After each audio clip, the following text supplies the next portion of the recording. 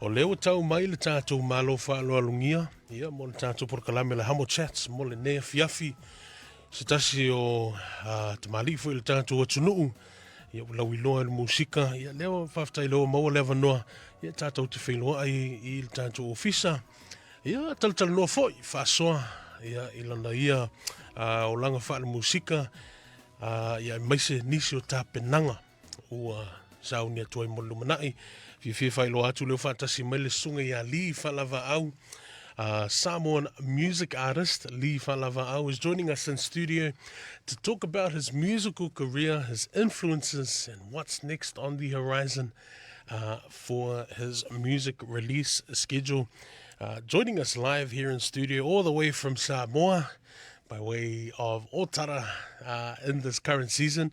Ia, whatalo whatu ma whawhilo i atu I lau sunga li I le neiva e ngā le fiafi. Ia, mālo sei fō manuia. Ia, lau te lenga fōi le sā. Ia, lo tūmai fōi le fōi le neiva e ngā le fiafi. Tu sai fōi o le pokalame.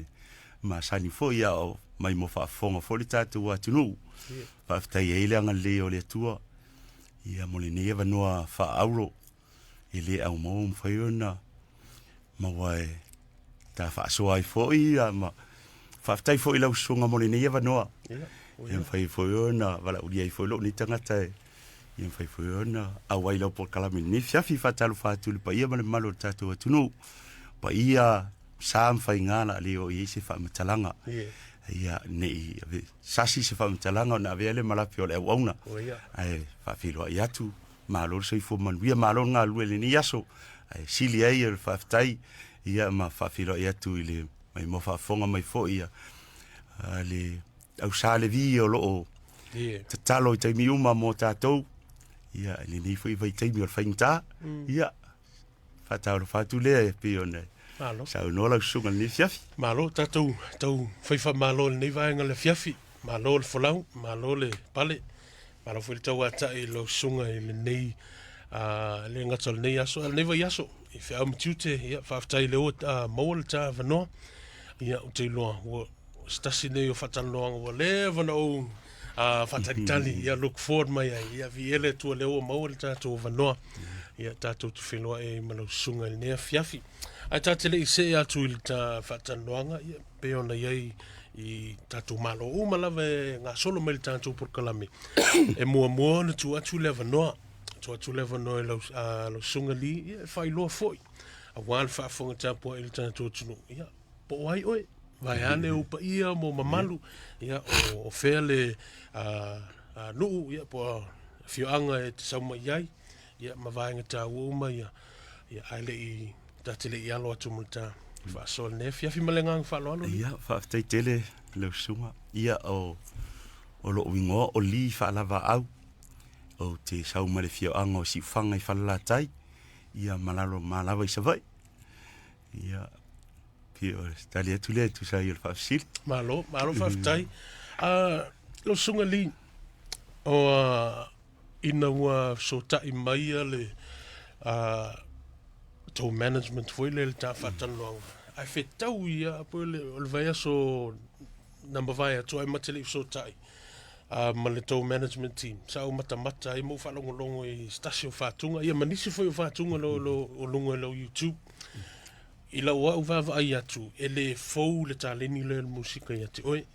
ua loa fo I la oi tautua I Samoa, ia e ala nisi o whaili, ia malngaluenga wha musika. Ai, o te whia whaasili atu ma le ngang whaaloalo. O whea na a mata mai ai ia lau fia I le musika, o le ase vaenga lau o langa na a mata mai ai ia lau ngalue, ia mese lau tamo whainga I e winga le musika li.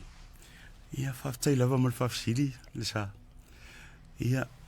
pena a mata mai lava o fifia le musika o ia ili mai lava I tono le al mato fo ita po inga al mato e kalesia e skrisho la po ia wasanga tai. Ia fifia lava le musika mai lava o lai titi tono o wasenga primary. Ia si fa solo mai lava I lunga e mese lava fo il mama ftanga masi utina. O se tangata I fifia lava fo I le musika e mate pese ia mawhaos fia I lava lo fifia ia o nalo lua I lava lea o o le nganga fia le musika ia o lava fo i lunga o onga i tūlanga ia onga i Samoa ia ele ave se ale nganga fia le musika ia le vai taimi fo i o le lima vai o tātou i Samoa ia taimi o te mai tape light fo i ia so se mia ka fea lua ia i wa kamanga maka kampi se pesi ia na ia i lole ole iwa tu sanga iwa fitu ia o fai fo ia o onga ai vala au dia ia o ile fa ile la utala volta ite sia mato fio anga ia o ngalu e ai le sunga ia o papo ia masiona fartu e Luisa o sito ina le lewa famu ina tai ia pe le fionga tu fia ia pio ina le na a mata mai lono o tono se fa ili ia fa te tai ia ona o le tau sanga iva sful me le valu ai fa fusi i lono ma wala vala aulia mai ili a matanga la voleva eva se la fa ia pio ina le na yesi swing o le tau whainga tali ma fa o Sofia i la vala fia ia alwa ili ina ua le toi whai alole le toi whao wina le tau tua le eva ia ona matu ngā lue mai lole ma le sunga ia lali talo i le amatanga fui orana Pacific Lavi Samoa ia le o mai le solo ngā lue i lava whao au i piarta lini pio nei sau noa le nefiaf Nau le pese pe te ta piano ka ta kitara o anisi ia o le pese o te tafo i le o te whatino ina le drum machine yes ia lira pi i le piano ia e le matua i le leitele vale sanga malo faftai o le ale i toinga musika ia wale te vai atu nei o musika Samoa a ese foi a ia genre po i toinga musika o le se genre e te fia lava ia e whaatino ia o whaatunga ma faftai o te fia lava o i pese slow ma reiki ia e pi te iloa a ue whetau i moa o i lo uleo ma ia e foi ini staimi il fa ili fa en tau sual telo pese vave ia e pi alo tama fo te fia reiki ia maslo kama slow jam tamo fa solo ma fo fanga ma lo fa tai ole foi le o fa fonga le tunu e pe ona ta ule ile matanga ta ele fo la sunga ile o langa o le tangata pese ia o tangata musika o ani ni suinga mai le temile sa a mata mai lo langa el musika e o mai le temine o ani suinga le lei u e va ai mai sila ai il tu langa o le foi le industrial musika le temine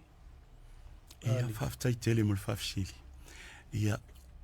mai lava le tau whainga mai fo le tale ni ia maufi tono mea tau whai ia o mani ne vai taimi o na toi te pale i tua e whainga tā lava le mea sa ui e mai ai le tau whainga ia te iloe whape nā fo i umalava i le tele o nisi uso ma tu whawhine wa lewa fo ina awai ni tale ni fia le pese ia o la aso sa le i e le pei o le nivei taimi le sao o le tomai i lunga i whaonga ina o penga ta whailangi ia o la aso sa tam whailawa se taimi umi e ta pena i ma tam whai tu whatasia se CD atoa e le pei o le nivei taua ta si al pese ia ai ina ua sau pea le tam whainga tale ia o le tu e langona ele le vai o le loto ile stemi pi e fa vai ai ona o le tomai lunga i upenga te whailangi e sa le i loa whaatino na mea i la aso ele pela o lau ngā tupulanga le wale taimine whaftai mo la tofu vai taimi ma la tofu whamoniang o la war tomai lunga i le whaatino ina o le musika i lunga i upenga te whailangi ia vangi fo ile whafonga le tunu umara lau sunga ia le mea ngei ia poko e kaum whai makua aku e fia mala makele ngisi neko ia ai whaftai e na inisi o uso ma tu whawhine i musika ai me se foi al pulenga ele tamatai pule male ma tu vaenga le kine. Ia mola la tuanga lei mola la tu so mai.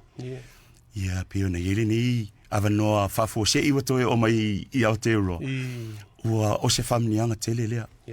O se famnianga mo aua mawhai e ona o la sia se si vaenga ele pe foi na yese tasi o musika tau no mai fatino I nei. Ia o yese swinga la ta falongolongo ele ngata le sound o mea umalava.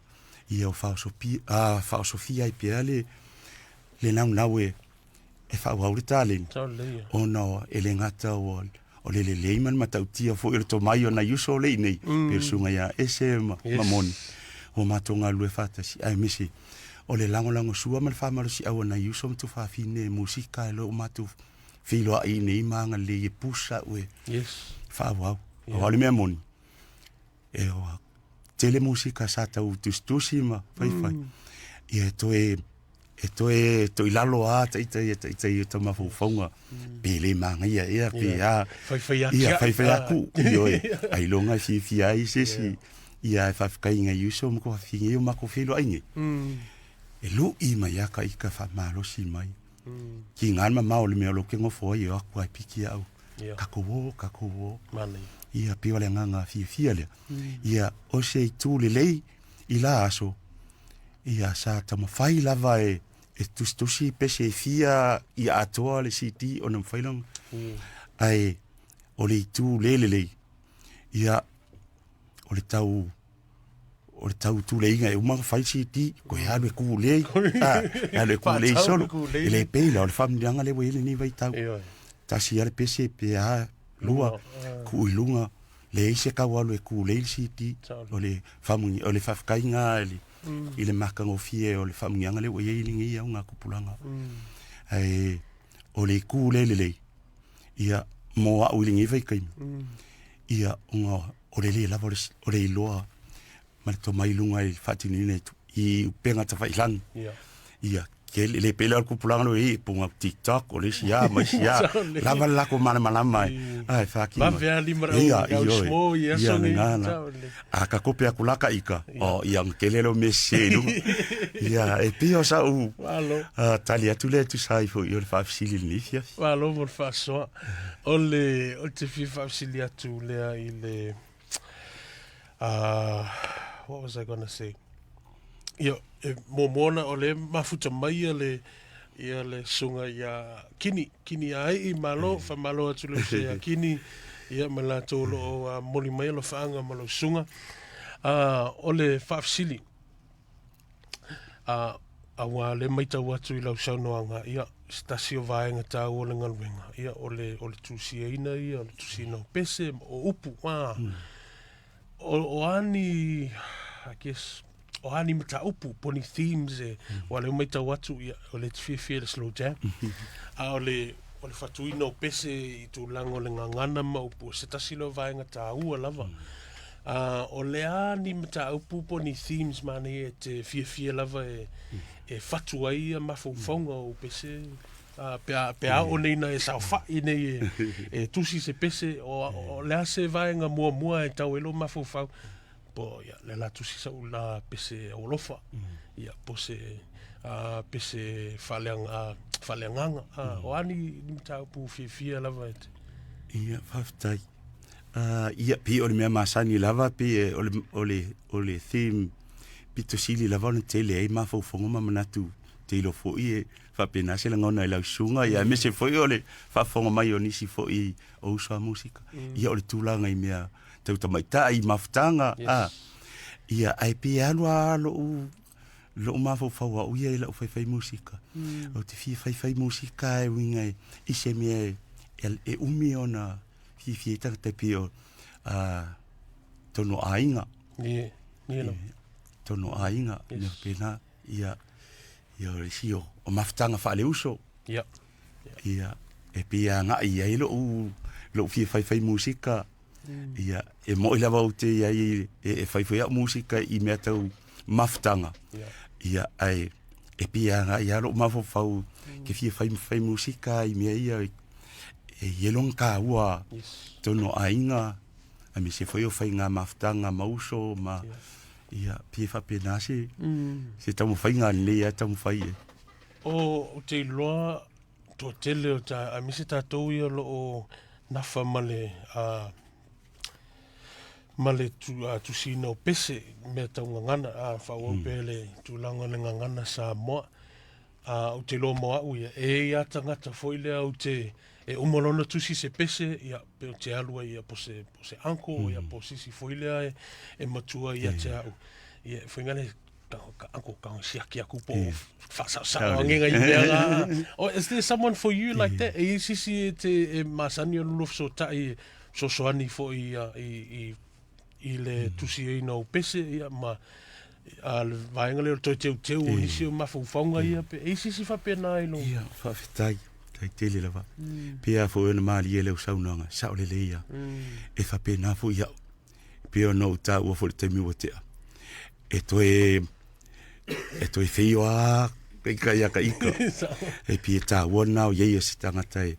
mwhai una whaasoa fo ye tu sai o se tapenanga o lo ye fo ina ye uso i Samoa te pe fo sunga ya ta ilongo i pule e lava tele le mamaftanga ia mana inisi fo i tamali i Samoa ia e mawhai lava ona na su seava noa e aru ia e toi fisiling ia se fisosoani ia fa pena fo ilo o mai nei ia pe fo na ta o le mai mo mali sunga ia kingi ai tasi leo si uso e fa tailo na nga le lo tau no mai nei atunu ia o fisosoani malo si mai mole fa malo si au ia ta ia mi se la fo inisio ma finem ai ma wai fo se va no ata ma futai ma toi fisiling ia se fisosoani tu sai o sa tapenanga wai ai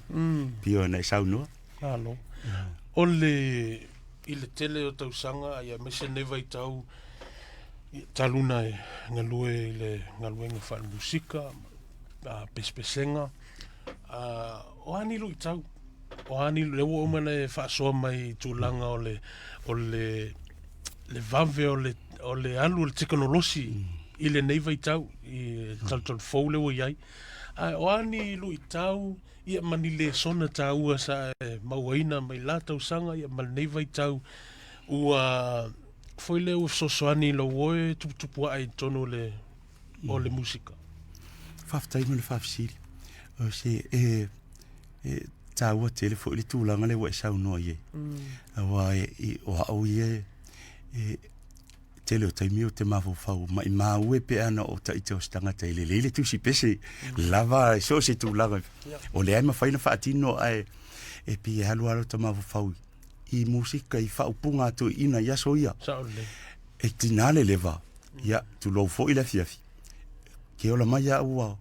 ba leva musika tu ina ai a koe usu i kaimi ngei e unga kupulanga ngi ele uma peangi pese fau ia e mawhainga aru i loka mawhau e sa ili mai ai ia whaupunga ia le ngangana to ina yaso ia e matango fia fo i ngangana ua matango whainga lau ngā tupulanga le wai ele ni vai tau ma eu fo i le matango fia ia o la ulu i mo ele ngata mo hawaia ia ai mese fo i o na yuso matu whawhine wai ele ni whamanianga ni tali o le tāwai o le ngalurue whātasi, o le tatea mana ia le fisosoani, le siuso, ma le siuso, ina ia mawhai o na maua aise langona le le whaatino, le ni tālini, ma ia maua le anganga o le loto mōlalo e whaatino ai, maua le anganga e tasi e ngalurue whaatasi, ma ia loto tele tātou whaamalorosi pe whaau tālini, ma wani o tato mata muli e fesilingi ato i ina mai e matua o tato aina fem sosoani mo tato ile ni talini mi se lava le ngangana fa o ngaina ia la talia sosoat malo faftai ta se e mai le pese lea ua I think po lua vai aso pe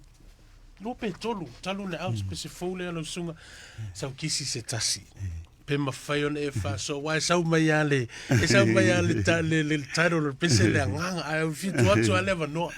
po le mea o se pese na tusia mo siu ainga ia po le mea ele o fatatau ia oe le fatatau stasi ka ko fa pe se le o pese o vai no uso a tu le no fa sa tale le foi fatunga fo le wa out mai lo so fa tai tele lava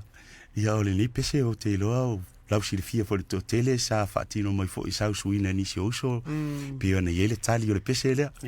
ia o se tasi fo uso lo isa mo sa tonu fo le ni tale ni le musika sunga mapsanga ia sa ma nga lue fo ya tau fa inicio musika le studio isa mo ia ma te ia wa ka we ma fo fa ile kali le o le pese kwai le wa le faki kwai ia nga ma kam o kam fai lole o se pese foi le kai pio le pese muli o le I kongo farkalapu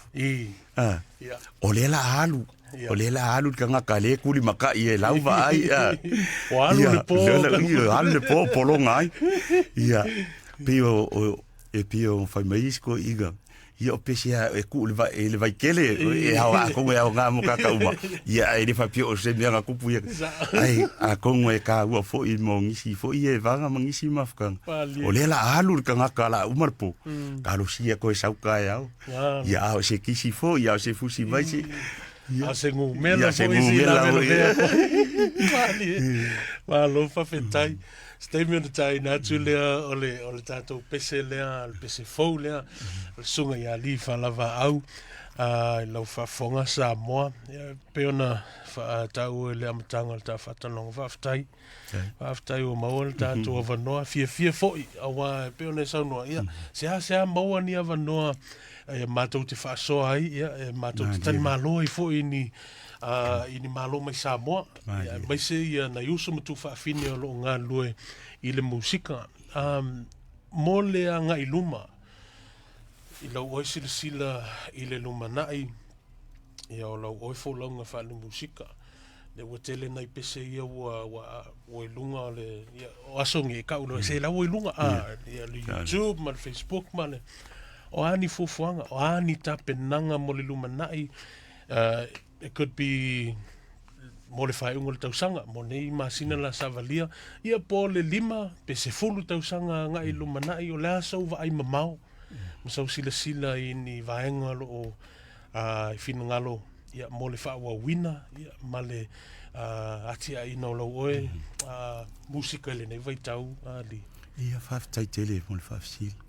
ia ole memon ia e tele tai mi o te whaftai e le I mon ni talin. Ia fo ia. Ia o ia I le ni whamanianga. E le o lo mo fo ia ni so matu whawhine e fia pepese. Ia tātou. Le o ia le ni whamanianga. Ia o le mea mon. E le ia se taimi lata mai e ono whawaivai ai. O lo tau mawhai pia mau te talo pele li I fo me pele malos o te fia whaawau pia lau tāleni ma ia ar suinga I lea taimi ma lea taimi ia ngai luma ina ia mwhai on whaalau tele tāleni whamari ina fo whafonga lea tunu ia wafo ile ni tāleni ia a tonu se taimi ia nisi whamnianga ia ala I taipi on se wha iri te tūlanga whapena talo sia te talo pele I ine mfeona maua pele malos I mfeona au sia ia vaenga e sanga faa wawa I pele talen ia ma faa soa matu faa tua inisi o soa matu faa fina se mea wau ili tau mwhain malo o tangata pese umalawa e ia tangata foi lea e look up ia tatou musika ia poni nisi uso musika e ile nganga foi ngale karusia mo se vango e face ma pese ma le lipi po mai tai o ai fa tu langa lo top 3 so si lava ele it doesn't have to be le musika Samoa fa tu langa lo top 3 oni tangata musika try now lava a fina ngalo le tu e mo se vano fai se lu pese fa tasi o lo top 3 le faftai o fafsi o te feva ya Fiji ia we ia Maoli ia ma nai to ina musika ori ia na isi to ila tuai o le musika kama ia ele ngata o la tu whaupunga au si ufonga ia pio se e lu ia ue ine mwhaiona a nga ia i se tamu whainga ia lata ia i to inga si ufonga lea ia pio ia ole te loa ia i le whafonga le tātou tunu ia i le nea fiafi i le tala whanua noa fo ia i le wala au le tua i le stasi o toa manu le tātou a inga musika i le Pasifika sunga ia Fiji ia a tonu ia o lewa mapu atu sunga ia Fiji ia a tonu ftau i mane tusa male fina ngalo le tua a mau se loa vanoa e fai se loa pese mama oli on mo kwa okeia on mo kwa eia tua tu le tua ia o moi mitinga e mai se fufuanga lo sunga ia awale fa wina ia male fa leia tili o le taleni fa ftai le tua mo taleni ia ua famui nei lo sunga ai atatele i toma vai ne fiafi tua tu le vano te loto tele o tapuai le ngatolo fa fonga mai le tatu por kalame ia lo silsila mai mo mai fo i lunga le tatu Facebook live ia tua tu le vano e momoli ni o lo fanga i wo ma ainga ia msau no ang fai wa le i fa mai el ta fa tolo no le fiafi malenga ang fa lo li fa tai tele lava i sa mole avanoa ia ve yele nei tu lai mole tua ia le nganga fa tai tele lava ia yo ainga uma lava me se foi ainga o si tolua ia o wo mai masani tono le nia tunu ia me se foi o sa moa o lo la tu longo ina se tamu fainga alo ni foi tangata o ye tono ni talini e mole atu ile nganga fa tai tele lava lo to anga lei ia me se lava ele li shiaina o ata musika ia e mai atu fe autostusia e fa malosi mai ai i se tamu fainga ila tali mole atu ile nganga fa tai tele lava o ni tau no mai foi nia tunu ia lato uma lava mo fai ona tatu fi loai mo to anga lelei mai mo lo ni tangata fa tai tele lava anga lele tua e fa man wi atu yo to ainga fa man wi ai so se vaenga e to te mo mi ai fa man yanga leli ia na fa man yanga ai fa pito ai la o fa tai tele ile mato manager ia male pulenga sia mato ainga ia kinoa ia tamatei pule ai mese ona i uso matua fafine o mato mafuta i tono lo mato ainga le kinoa mole atu le nganga fa tai tele a mese lava li sunga ia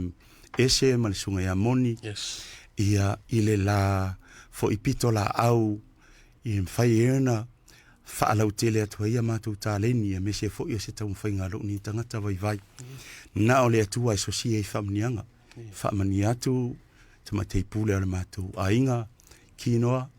ia ma uso matu fafine ye e fa manianga le tua me se sunga ese moni o lo tapena pena foi inisio tamu fainga salo se tempos taimi la tamayo ni masina ia faiona tu fata sia foi inisio tamu fainga ia talo pele ni faiona mo wal malosi mo foi ni manatu e fati no ai me fa la utele ni taleni ia ona faftai faptua ile i lau sunga le ale o lava eu pa ia sa ma fainga ai o le a fa faingo fielo ta fiafi o ta uole uso tu lole se langona le ni fiafi mole atu le nganga faftai tele lava mole fa ava no ina o taimi ai me se foi o le ava no i tono le tatu officially i o lo tele po kalame ma fufuanga o levan fa tatia ai fa tai mo fa no ina ni temi mo au ia ni fai fo ona tatu fa so fa la lo atu fo i se tamu fainga ia lo fo ni tangata anga lele tua e taleni te lo fo la sunga ia o lo nga lu e fo ni tale no musika anga lele tua fa la tele ia ni va yaso nga luenga mtute anga lele tua ia talo atu nei o ainga o wo mai masani o mai mo mai fa fonga mai o se nganga vai male talo vai ni fiafi ia mo mi ala to so soani ila utamo fainga fai on le share atu subscribe ia se tau mawhainga a lo nei tangata i nei mawhai ona wha atupula ia e piara tāleni au le nei fiafi angan le mai le atua se taimi e tātou tau mawai ia iei le angan leo le li mātou tu muri atu ia leo ina lunga wala ia me se foi lo fianga iei matiu te wha awawo le nei fiafi se ia pa ia le taimi u wha tulanga ina e tāpu ni ai ia iei le angan leo le li manu ia tele le nei fiafi whaftai tele mo le ni avanua whamanuia le atua iau tu umalawa whaftai mo le ni avanua Haftai li, ia, tā mea ta sielo saunoanga peo na iai le nei tū la le fiafi, ia, vero leo whatau wha, mole toi, le ngang whaftai, whai au msui el pūlenga, ia masel mātou ala leo nei. Mole atu le ngang whaftai, mo le whaaso mātou o fie uso, peo na whai atu o fie lava o tā mafuta nea fiafi. O le tatalo le mātou ofisa, ma nei ala leo, ia whamanuia le atua, i whiau matute, ia mai se tāpenanga uma, o fuafuanga uma ua whatatia, a wā ia lau whiangai e matute, whiau i tono le musika, ia mai se tono le ainga, ma le ka le sia, ma le whioanga o loo tapua, ia mai lau whainga malanga i nei vai tau le tausanga. Ia sau stemi, ia toi malanga tu sa moa, ia whatasi le atua, tau nu marisanga le mu, ia au te loa, o le amatanga foi leo le a tātou whiloa i pēr, tātou whlongana i pēr, ia tuli te tau matu foi, ia ma le anganga fia, ia nisi o whamoemoenga, me se whatunga fau o lo tāpena ina, moli atola whaanga, the Teacher brothers, Moni and Ese, as well as the Kino family, everyone tuning in, ma lo lawa tapuai, o se talatuna ma le anganga whaaloalo, i le nea fiafi, ia, mo le whaafonga le tātou atunu, leo sau noa e le sunga ia li, se o kako, o le whaingo o fie YouTube, li whalava au, o omi le subscribe, o le makua whaingo o fie, ia, me se foi, ia, i woma ainga le sunga ia li, ia, mana tua me le whainga malanga, ia, mana tua le whainga malanga le uso, a whiane o tara, ia, mausinga lima ka la, sulka la, sosoangi i fo i le nei vai tau, ia, o whainga i mga luenga, ia, masia singa ia inga, a mo le nei teimi li, whaftai tele mo lewa noa, Samoa, ia, sau kisi se tasi, whatunga fau, a le uso ia li whalava au, ia ilunga le tātou proklame o le 685 show,